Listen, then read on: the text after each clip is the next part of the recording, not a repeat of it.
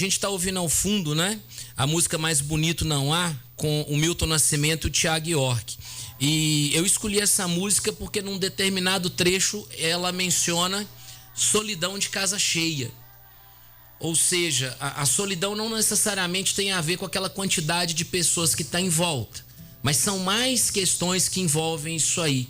O que o senhor poderia dizer para essas pessoas que nos ouvem nesse momento, que vez ou outra inclusive mandam perguntas? Qual é a experiência do senhor de mesmo pessoas que aparentemente felizes, elas atentam contra a própria vida? De onde vem isso? Na verdade, o que se aparenta não é o que se sente. Não é o que nós temos na aparência traduzido para aquilo que as pessoas estão sentindo. Até porque as pessoas também não existe a necessidade de ficar falando de sua vida para todos. Mas, quando a gente pega e vê a realidade das pessoas, o que nós percebemos? Elas mostram, por exemplo, uma realidade completamente diferente no Instagram, no Facebook, onde você vê postagens que são outras, que não têm relação nenhuma com a vida da pessoa. Eu cito esse exemplo hoje, está até no site aí, repetindo aqui, fazendo publicidade para a CNN, hein? Eu vi lá, rapaz. Pois é, a 98 casadinha aí com a CNN. É isso aí. São veículos bons, é bom que se case mesmo as marcas. Mas o que a gente vê? A gente vê pessoas nos mostrando uma realidade completamente diferente, mas é muito diferente em relação ao que vive. E eu falo isso no site aí deles hoje, que uma pessoa virou para mim e me falou, pediu ajuda, e eu não entendi aquele pedido de ajuda, né?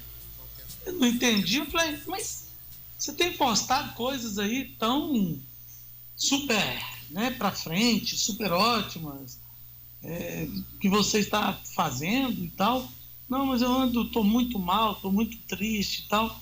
Você vendo então assim que a realidade é uma e a verdade é outra.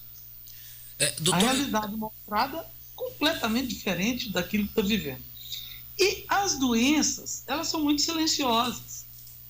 Depressão, por exemplo, você pode ver a pessoa cantando, alegre, cheia de vida, mas está deprimida. Você vai falar, mas existe isso? Existe. A forma da apresentação da doença, ela pode vir mascarada. E as pessoas, às vezes, não percebem isso, que elas estão vindo de forma mascarada. Então pode vir, por exemplo, apresentando dores. Dores? Pode vir com dores no corpo, dores que não respondem a tratamento, em que não consegue achar o motivo da dor em nenhum exame que se faça, alterações gastrointestinais que não se consegue nenhum tipo de tratamento, aí não sabe por quê, perda de peso, mas pode ter também aumento de peso. Olha só que coisa. Pode ter perda de peso e pode ter aumento de peso. Pode ter sono demais. E pode ter o quê? Insônia. Então, a forma como aparece nem sempre dá a entender, exceto quando você começa a fazer entrevista médica. E aí você começa a perguntar e vai obtendo as respostas, né?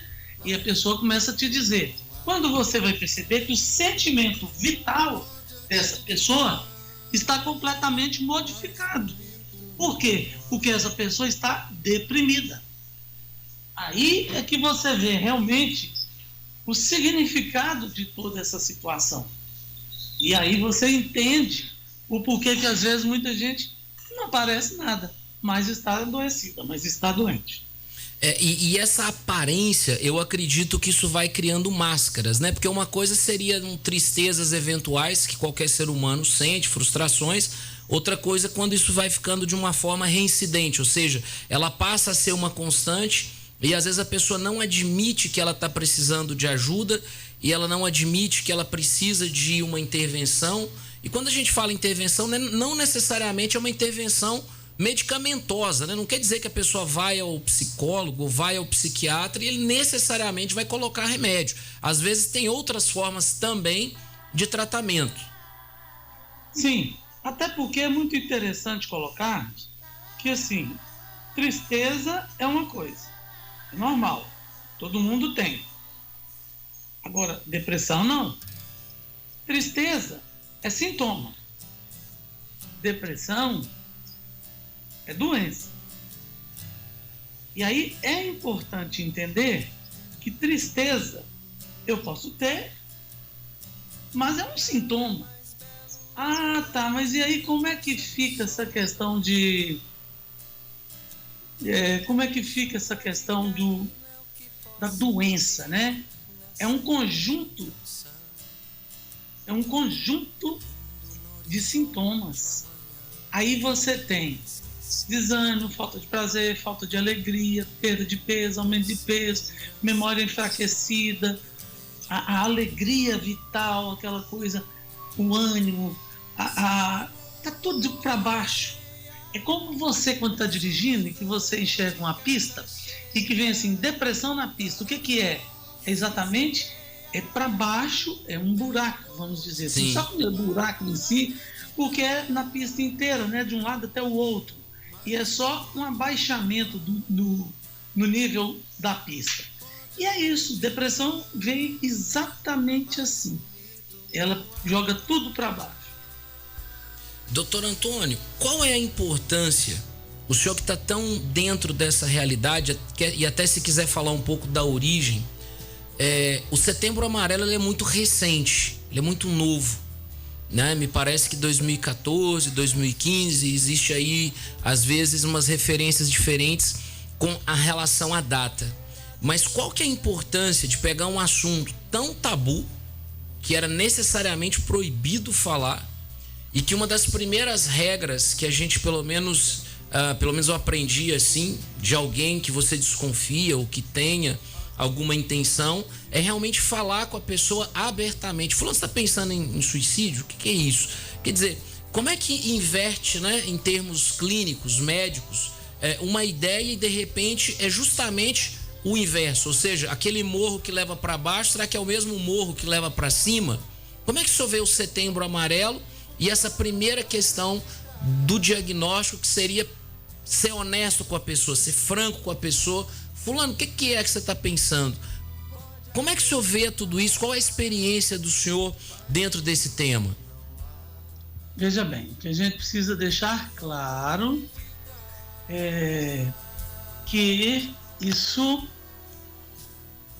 não pode ficar falando, como se diz assim, solto, de uma maneira completamente solta. É direcionado, não é verdade? É importante a pessoa ter conhecimento pleno daquilo que está falando. O que acontece? Existe muito assim de se falar assim, vamos falar sobre isso. E aí todo mundo achou que é capaz e tem condições de tratar de um assunto que não é assunto que todo mundo pode falar. Olha só, antigamente não podia levar esse assunto para televisão, para rádio, para lugar nenhum. Ok. Quando colocou assim, não, vamos levar. Colocou para levar com responsabilidade, com quem sabe tocar no assunto, como você está fazendo aqui. Diferente quando a gente vê, como eu vi hoje, chamando para um chamamento do Setembro Amarelo. Setembro Amarelo, que inclusive é uma marca registrada da BP. Olha. Aí eu vejo lá sociólogo, bombeiro, psicólogo, não tem nenhum médico, nenhum psiquiatra. Como assim? Como é que você fala de algo que é uma emergência médica, algo que está por trás daquele fato que doenças psiquiátricas não tratadas e que levam as pessoas a ter um estreitamento cognitivo, e com isso, por causa do estreitamento cognitivo, só enxergar como única opção a suicídio, e chama não médicos. questão é essa. Isso é muito perigoso. Muito, muito perigoso. É a história do gatilho? Olha, é a história do gatilho e às vezes o que a pessoa vai falar numa entrevista até ensina a pessoa, que cita exemplos de pessoas que tentaram suicídio e que conseguiram, como se fosse cases de sucesso. Não, meu Deus. Isso é sucesso. Porque nós temos que citar os milhares de exemplos de sucesso de gente que pensou, procurou ajuda, agiu imediatamente, tratou e hoje leva uma vida plena. O ponto de partida, doutor Antônio, várias pessoas aqui nos ouvindo nesse momento. Como eu disse antes, né, professores, pedagogos, pessoas ligadas a escolas, alunos que estão retornando aí desse universo pandêmico que ainda está entre nós, mas a gente percebe que há aí um arrefecimento, pelo menos aqui na nossa região.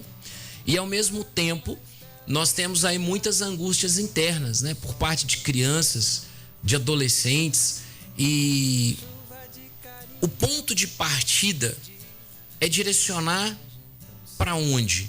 Ou seja, uma vez que se perceba que tem algo ali, ou a pessoa revele, ou se descubra a depressão em si, ou pelo menos os sintomas, o caminho seria a psiquiatria, levar o médico psiquiatra. Tem algum caminho antes desse? As escolas deveriam ter um profissional mais conectado para que elas tivessem uma resposta mais rápida, também as empresas. Vamos falar desses cases de sucesso. Como é que o senhor interpreta tudo isso? Só que o Matheus aqui, ele pediu para o senhor responder daqui a pouquinho, vai ter um intervalo e eu gostaria que o senhor falasse sobre isso, esses cases de sucesso desse projeto de valorização da vida. Obrigado, doutor Antônio, já voltamos. Fique em sintonia. De Tudo Um Pouco volta já. No HNSF você recebe todo o cuidado que merece para o seu coração bater ainda mais forte. A cardiologia HNSF alia uma equipe multidisciplinar altamente capacitada às mais modernas tecnologias e instalações para o tratamento das doenças cardíacas. Além, é claro, de uma extensa gama de exames e de procedimentos. Então, se precisar, você já sabe. HNSF cuida de você. HNSF, apaixonados pela vida. Atenção cliente CEMIG. Todos os dias realizamos ações para melhoria e expansão da nossa rede de fornecimento de energia, executando desligamentos programados. Para saber se o seu endereço está nessa programação, bem como a data e a hora da interrupção, acesse cemig.com.br. Você também pode receber avisos de desligamentos em sua região por SMS ou e-mail. Basta atualizar seus dados no CEMIG Atende Web. CEMIG, nossa energia, sua força. Minas Gerais, governo diferente, estado eficiente. O Cicobi Credipatos, primeira cooperativa de crédito do Alto Paranaíba, atingiu a histórica marca de R$1 bilhão em ativos. Parabéns, Cooperado Credipatos. Você é parte de uma das maiores cooperativas bilionárias do Brasil. Cicobi Credipatos, há 33 anos, promovendo justiça financeira e prosperidade. Falou Cicobi, pensou Credipatos. Será que todos que sorriem estão realmente felizes ou estão bem psicologicamente? A cada 40 segundos, uma pessoa comete suicídio no mundo e no Brasil é a quarta causa mais comum de morte entre jovens de 15 a 29 anos de idade. Com o crescimento desses dados, foi criado o Setembro Amarelo, uma campanha que visa a prevenção ao suicídio e busca também trazer o debate sobre a importância da saúde mental. Se você precisa de ajuda, não deixe para depois. Procure o posto de saúde do seu bairro e se informe melhor. Apoio Rádio Clube 98, a marca da informação. Cuidar da saúde bucal é muito importante e agora você pode contar com a Clínica Odonto Mais. Tratamento de canal, clareamento, limpeza, restaurações, próteses fixas e removíveis, extrações, implantes, botox, bichectomia e placa de bruxismo. Entre em contato com a gente. Clínica Odonto Mais, Rua Chavantes 36, perto do Unipan. Telefones 3823-2014 e 992-18-0565. Sua saúde começa pela boca. Clínica Odonto Mais. Voltamos a apresentar pela Rádio Clube 98 o programa De Tudo Um Pouco com Matheus Alves.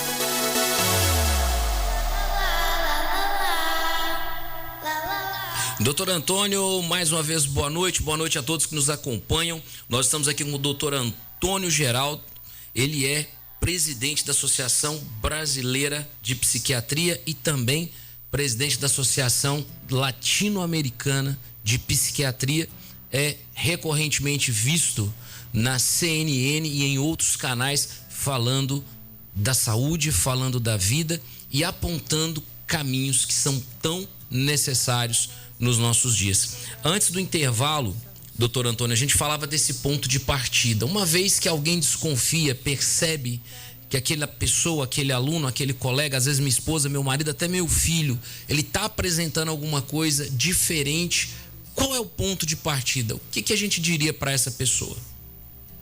Bom, primeiro eu gostaria de falar que eu já entreguei a presidência da Associação Psiquiátrica da Associação dos Psiquiatras da América Latina. E hoje eu estou como presidente da ABP e coordenador nacional da campanha Setembro Amarelo, ABP-CFM. Setembro Amarelo é uma marca.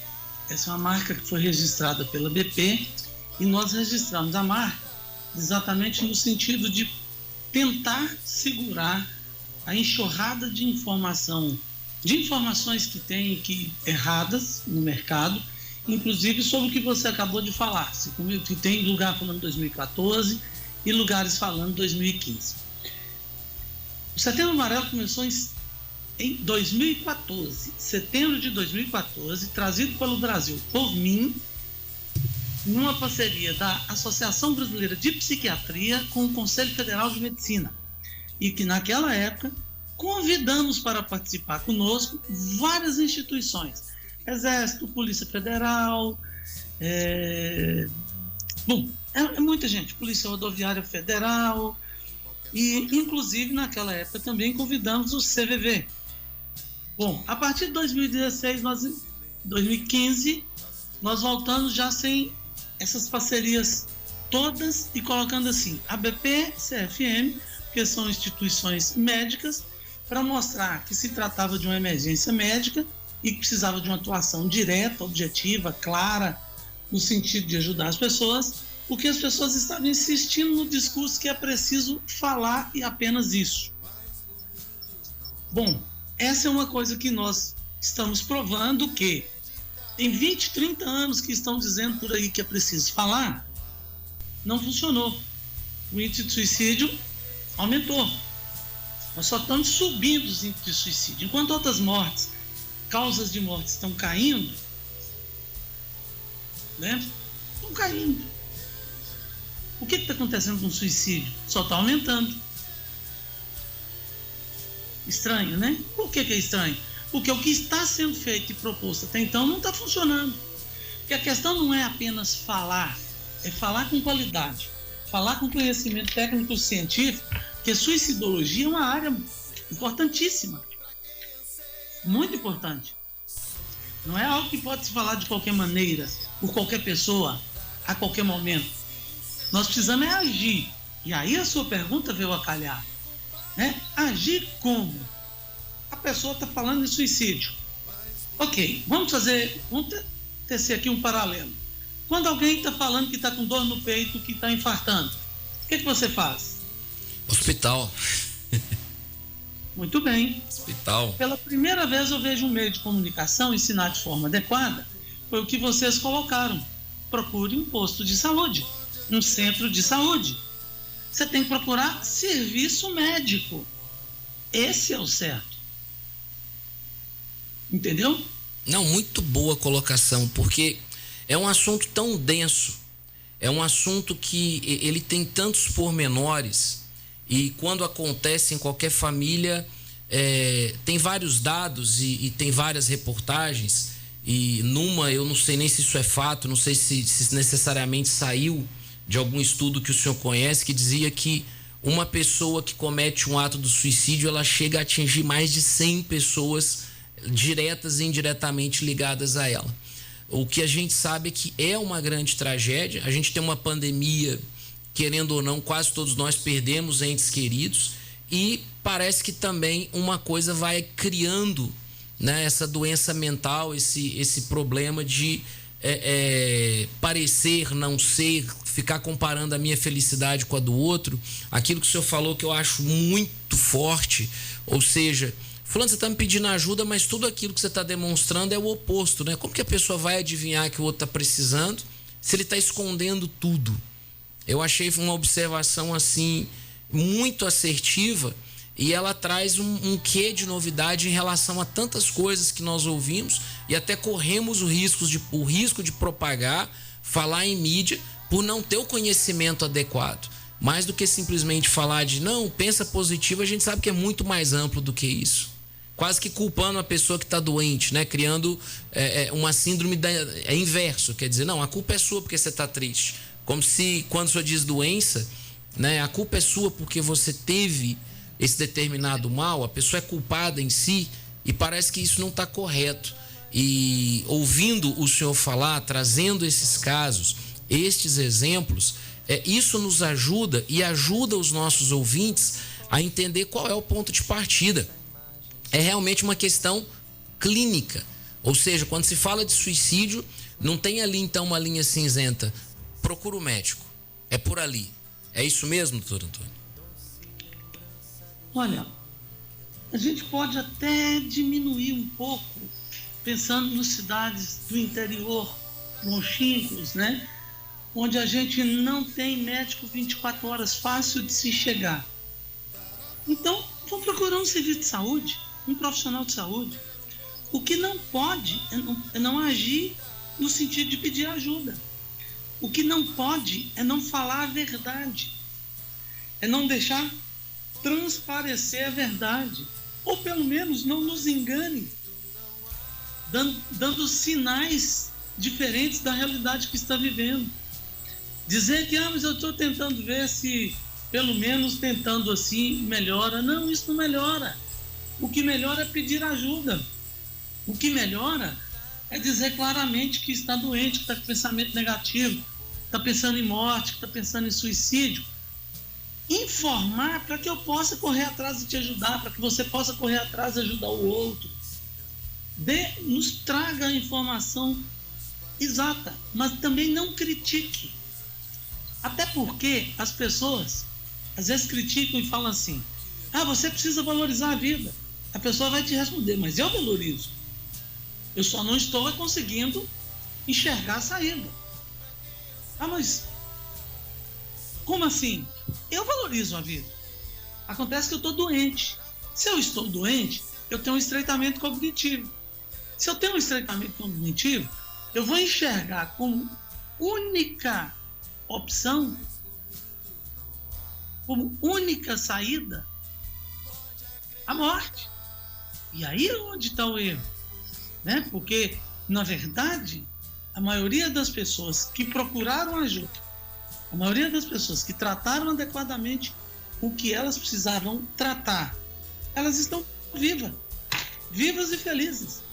Tem um radialista do interior de São Paulo.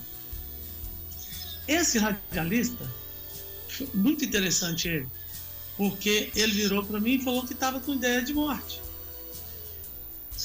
Bom, nessa ideia de morte que ele estava, ele encomendou produtos para cometer o suicídio.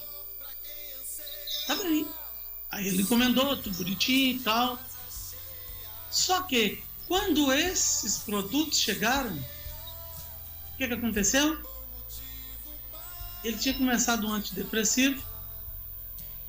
E aí, o que aconteceu? Tinha começado a tomar. E aí, os antidepressivos fizeram efeito. Por quê? Porque antidepressivo leva de 2 a 4 semanas para fazer efeito. E ele não quis mais saber do suicídio. Então, esse é o caminho. O caminho é procurar ajuda, tratar, porque as pessoas vão melhorar.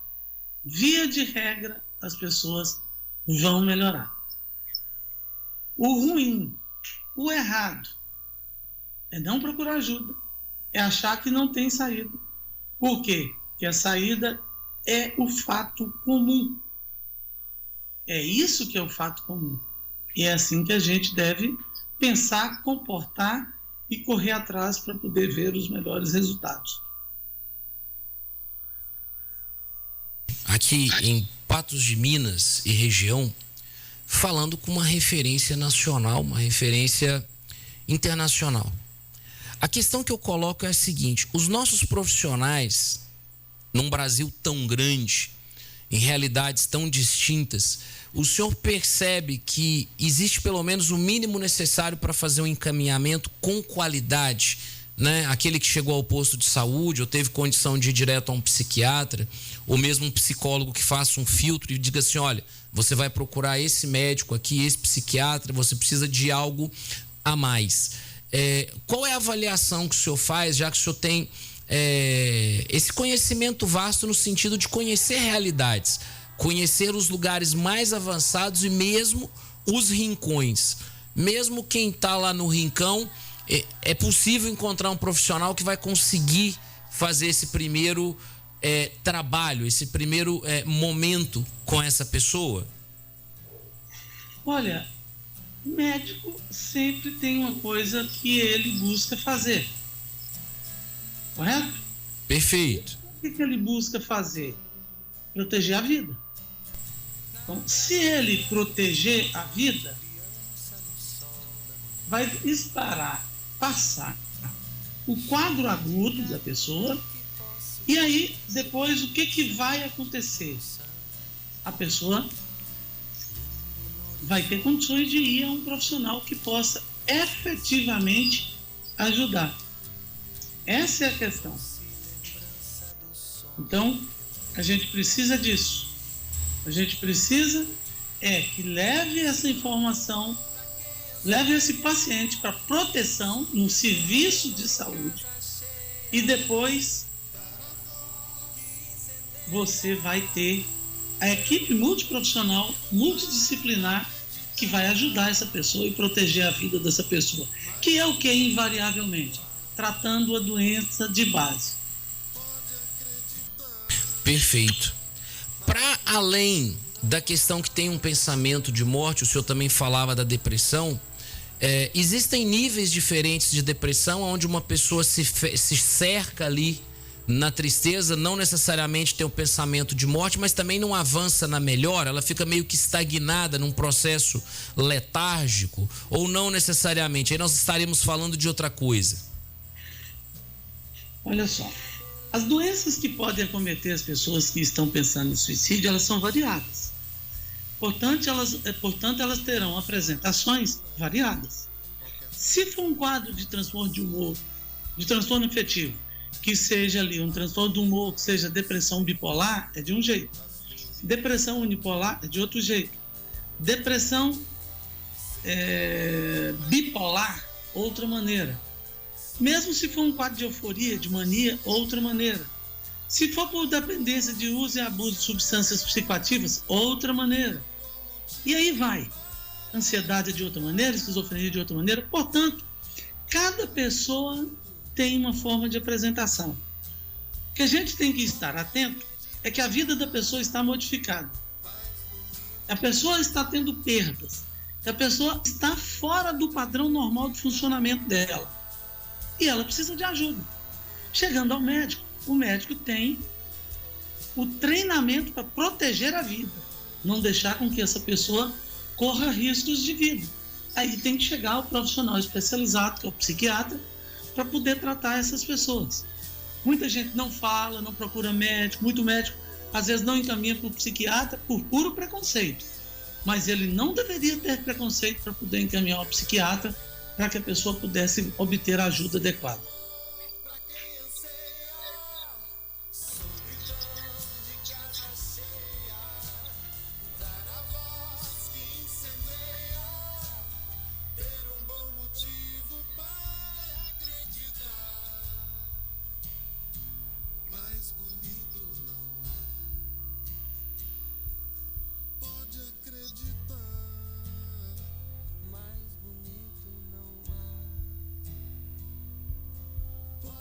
Sabe da agenda do senhor, o senhor teve que nos alocar aí dentro de outros compromissos entre um e outro.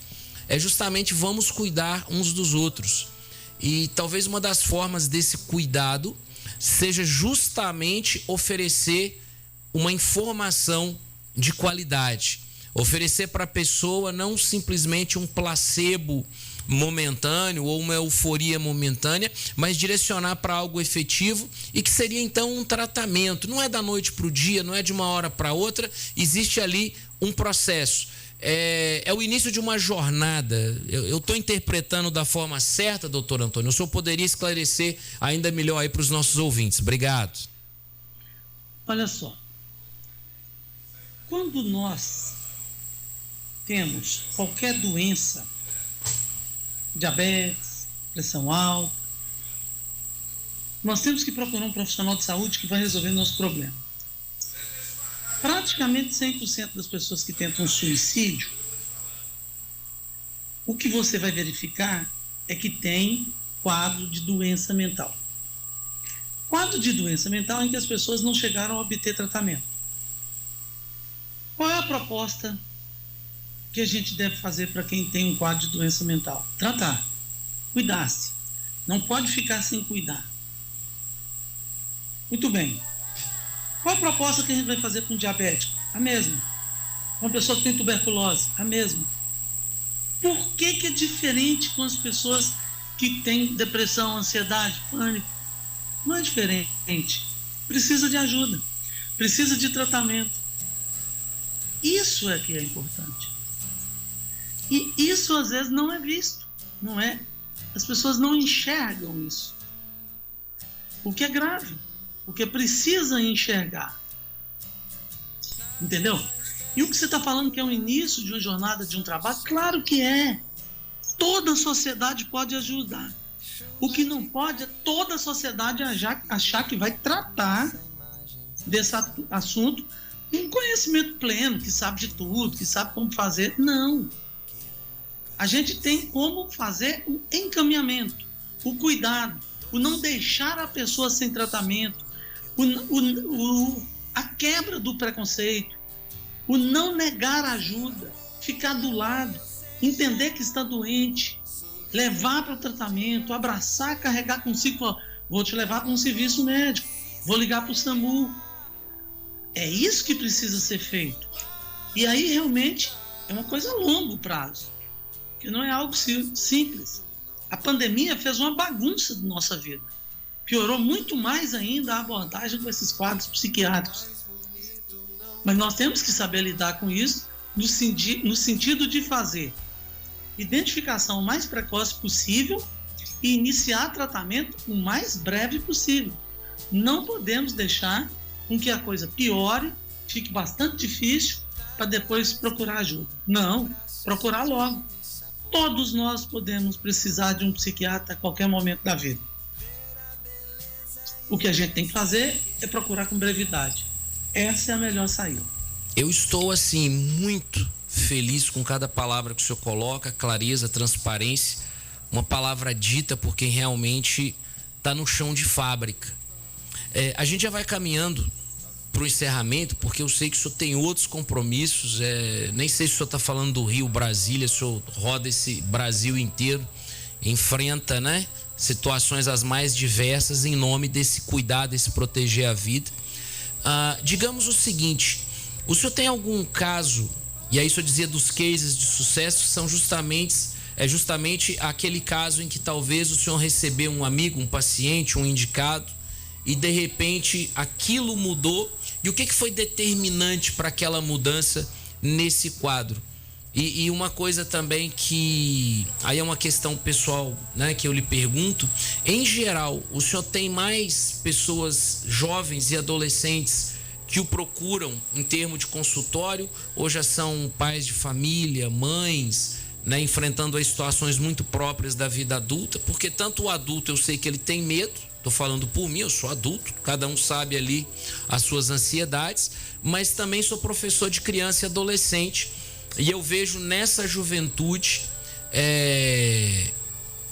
um medo muito grande, uma ansiedade muito grande, em vários aspectos, quase que uma... Não é falta de vontade de viver, jamais, não é isso, mas assim, eles não têm muitas vezes aquele entusiasmo, a palavra que eu quero é essa, Diferente daquela, talvez, da nossa geração que tinha aquele entusiasmo de fazer 18 anos e tirar uma carteira de habilitação, ou pequenas conquistas como aprender uma determinada questão, ou aprender uma profissão, ou passar num vestibular. Então, é claro que isso não existe todo mundo, mas estou dizendo que eu percebo em muitos dos meus alunos essas características. Assim como percebo em colegas que já são adultos, a ansiedade, a pressão, o fardo, entre aspas, da vida adulta, ainda mais agora em plena pandemia. Tem algum caso ou casos que o senhor acha que é importante até relatar para dizer, olha, fulano saiu dali, passou por aqui e hoje ele está lá, olha que beleza. Claro que o senhor não precisa citar, né, evidentemente, o nome de ninguém, nem identificar, mas apenas o caso em si. O senhor fique muito à vontade, se o desejar. Olha só, alguns anos atrás eu atendi uma pessoa pela primeira vez no meu consultório e ele me relatou que ele tinha tentado suicídio pulando de uma certa altura. Não vou relacionar o que, mas sim, algo... A gente nunca pode citar formas de suicidar, locais onde as pessoas fizeram isso, como fizeram isso, que a gente ensina as pessoas a fazer. Mas ela tentou uma coisa absurda, que inacreditável. Ele sobreviveu, porque ele caiu na água e ele sobreviveu. E isso tem mais ou menos 25 anos. Poxa. Esse senhor tratou, nunca mais deixou de tratar, passou a ser uma pessoa ligada extremamente à religiosidade e ele faz o tratamento dele a vida inteira e apregoa para todos que isso não é o caminho, que isso é porque está doente. E se está doente, tem que procurar ajuda para tratar. Se não tratar, não vai ter resultado. Muito bem.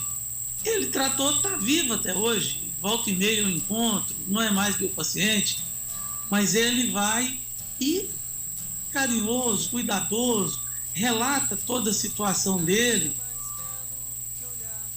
e é outra pessoa, mostrando que, se tratado, muda tudo. Não tratado é que é o problema. Mas tem um caso muito interessante que eu preciso contar para vocês, que é um caso de uma cidade americana, onde eles colocaram num certo local lá dessa cidade uma câmera para vigiar o trânsito. E descobriram que, na verdade, naquele local, o que acontecia muito frequentemente, mas muito frequentemente, era o quê? Suicídios. Muito bem. Nessa do suicídio, ele pegou e eles foram observar e perceberam o quê? Eles perceberam que alguns tinham sobrevivido. E eles entrevistaram todos esses que tinham sobrevivido. Sabe o que eles descobriram? Que entre a pessoa tentar lá o suicídio e chegar onde seria a morte fatal, passaram alguns segundos e a pessoa já tinha arrependido de ter tentado. Olha o que eu estou te dizendo. Segundos depois, a pessoa já tinha arrependido de ter tentado. Olha quanto que isso é importante da gente mostrar para as pessoas que não é esse o caminho. O caminho é procurar ajuda. E eu agradeço você por ter entrado nessa campanha contra o preconceito. Agradeço você por estar fazendo esse trabalho que é fantástico. Me coloca a BP à disposição da 98 Rádio Clube para mais vezes durante o ano tratarmos desse assunto, porque esse não é um tema para ser tratado em setembro.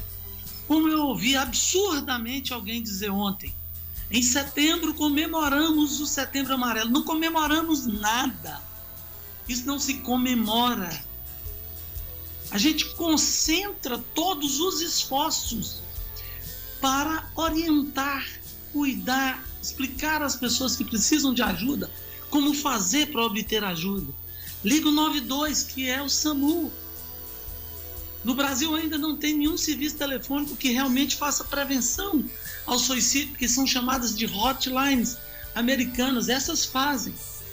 Mas até o final do ano o governo federal prometeu que vai criar, através do Ministério da Saúde, a linha 196, onde vai poder fazer, então, realmente prevenção do suicídio. Porque quem vai atender são psicólogos, psiquiatras, médicos em geral, enfermeiros, nutricionistas, assistentes sociais, treinados com conhecimento em suicidologia, e que aí vai realmente poder fazer o primeiro atendimento dessa pessoa, passando depois a seguir para o SAMU, pedir o SAMU para ir até a pessoa, para socorrer essa pessoa e fazer um georreferenciamento e mandar essa pessoa para o serviço mais perto da casa dela e que tem condição de tratá-la. Aí, agora sim, nós passaremos a ter hotlines ou serviços telefônicos que funcionam.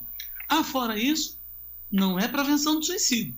Prevenção do suicídio, por exemplo, você pode falar que acontece muito frequentemente, e me desculpem, eu não sou espírita, mas vou dizer aqui, mas os centros espíritas fazem muito isso de prevenção, que é orientação, de mandar procurar o profissional, às vezes de ter o profissional lá dentro para poder orientar, para ajudar.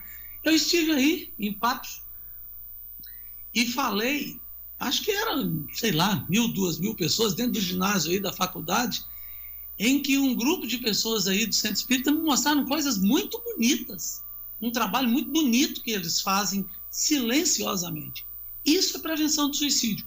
Gente, quem gostar de espiritismo, não gostar, não pense nisso, pense como eu. Eu não sou espírita, mas acho o trabalho deles muito bom, que é um trabalho de prevenção. O que você está fazendo aqui é um trabalho de prevenção. Nós temos que fazer esse trabalho 365 dias ao ano.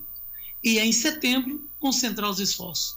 Então, ABP, Antônio Geraldo Rádio Clube aí, Rádio Clube não, 98 Rádio Clube. Olha só, a Rádio Clube ainda é aí na Major Gotti, ali bem perto de frente um hotel onde eu já fui aí há uns 35 anos atrás, é essa mesma rádio? Júlio Vargas, estamos no mesmo lugar, tem uns 70 anos, né, Matheus? Nossa, era de Dr. Antônio Cacheta? Não, o doutor Antônio era sócio?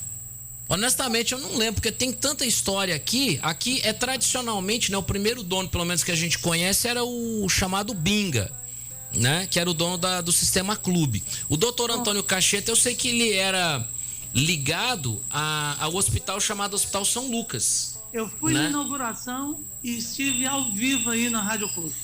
Olha que bacana. Falar aqui tanto tempo depois. Uma alegria imensa.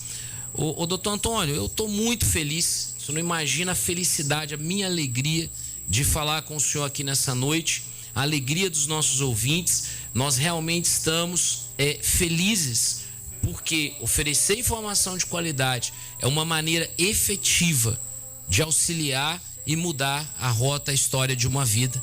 Muito obrigado. Que o senhor seja sempre uma pessoa iluminada, uma pessoa abençoada em todos os seus caminhos, em todas as suas escolhas. Obrigado, boa noite. Eu que agradeço o convite, estarei sempre às ordens aí para poder ajudar. Essa é a nossa missão de vida, salvar vidas, ajudar as pessoas a ter uma qualidade de vida melhor, a ter condições melhores até de poder ajudar os outros, e todo mundo pode te ajudar e todo mundo pode fazer parte dessa corrente. Obrigado e uma boa semana para todos. Um setembro amarelo muito bom, com coisas boas para nós. Assim seja, grande abraço, obrigado à nossa audiência, obrigado, Matheus, e a todos aqueles que nos acompanham. Valeu, gente, até a próxima.